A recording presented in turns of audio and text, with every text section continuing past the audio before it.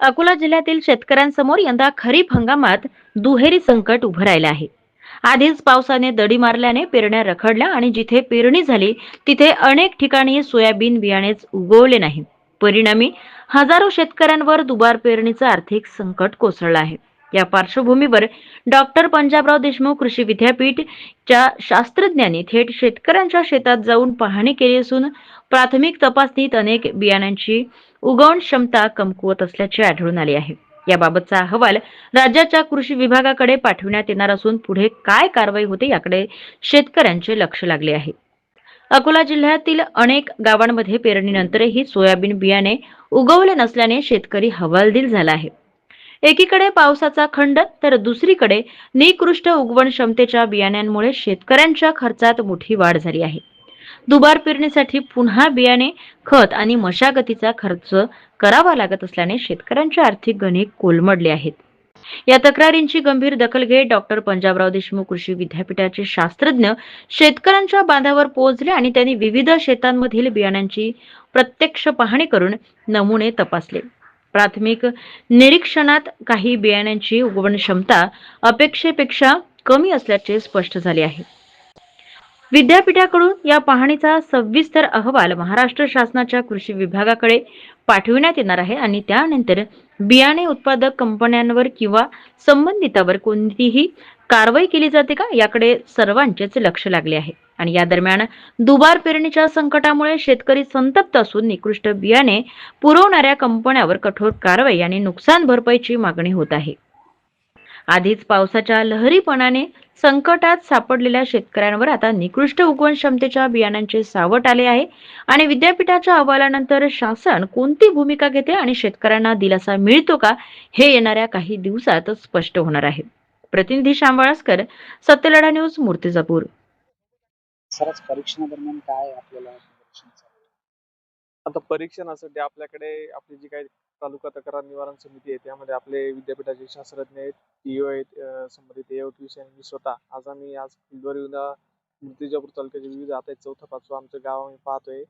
बऱ्यापैकी आम्हाला ऑब्झर्वेशन असं आढळते की आपली बियाण्याची जी काही उगवण क्षमता आहे ती मूळतः कमजोर आपल्याला त्या ठिकाणी आढळते. आता त्यावर शास्त्रज्ञांनी पहिले रेनफॉल डाटा आम्ही साईड बाय साईड चेक केला, त्यावर वातावरणाचा कुठला काही इफेक्ट दिसत नाही.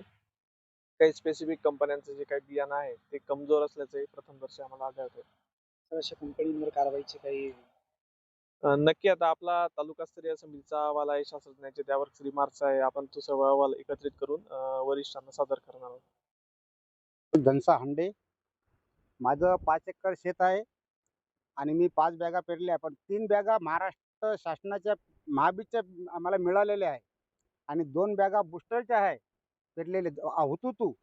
त्या 3 बॅगा माझ्या निघाल्या आणि 2 हुतुतू बूस्टरच्या बॅगा माझ्या निघाल्या नाही.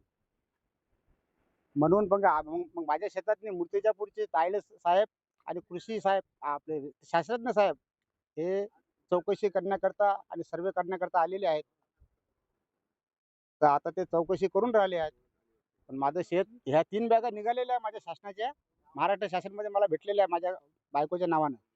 आणि मला या 3 निघाल्या आणि 2 हुतुतू बूस्टरच्या नाही निघाल्या. मला एका ट्रॅक्टरनं पेरला आणि एकाच दिवशी पेरलेला आहे आणि मला न्याय द्यावा. मी आर्थिक परिस्थितीने हे झालेलो आहो.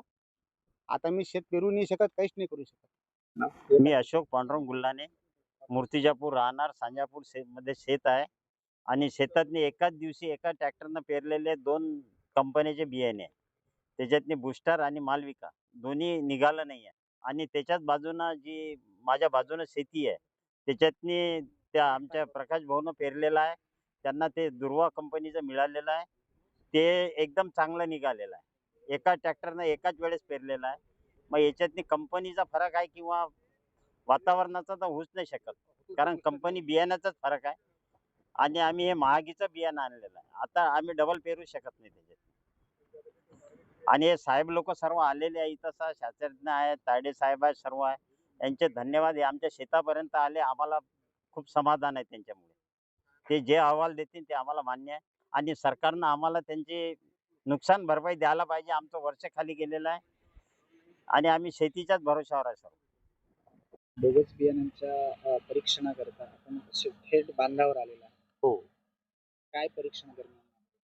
आता आपण जेव्हा प्रक्षेत्रावर जातो, सर्वात पहिले तर आपण बघतो की शेतकऱ्याची उगवण झालेली आहे की नाही आहे आणि उगवण का झालेली नाही याच्याकरता आपण ज्या काही पद्धती आहेत आमच्या त्या पद्धतीने आपण त्याला बियाणं तासामध्ये करून उकल करून पाहतो. बियाणं तिथं जर सडलेलं असेल, एकदमच काही बियाण्याची उगवण झालेली असेल, तर आपण त्याचे काउंट पण घेतो.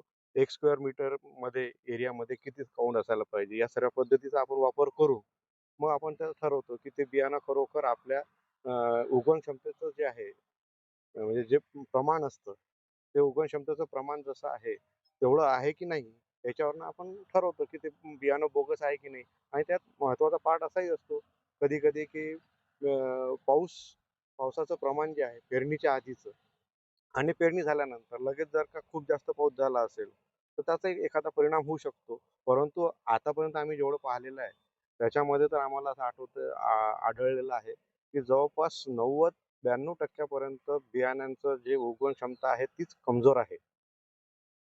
पाण्याचा आणि हवामानाचा फारसा काही त्याच्यावर परिणाम झालेला नाही. कारण आम्ही प्रत्येक ठिकाणी रेनफॉल डाटा पण चेक करतो आहे प्रत्येक वेळेस, की बा त्याच्या आधी चांगला पाऊस झालेला होता का?